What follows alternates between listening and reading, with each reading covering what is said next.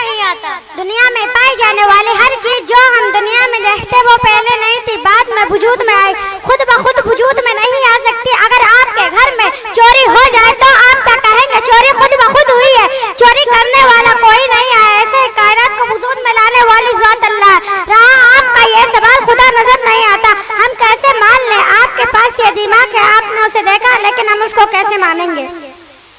اگر ہم مان لیں اللہ موجود ہے تو پھر اللہ سے پہلے کون تھا؟ یہ سوال بھی غلط ہے. اللہ سے پہلے کون تھا اور اس سے پہلے کون تھا؟ اسی طرح سلسلہ روپے کا نہیں، سلسلہ تسلسل معالا کنٹینیوٹی از امپاسبل. اللہ نے ہمیں کیوں پیدا کیا؟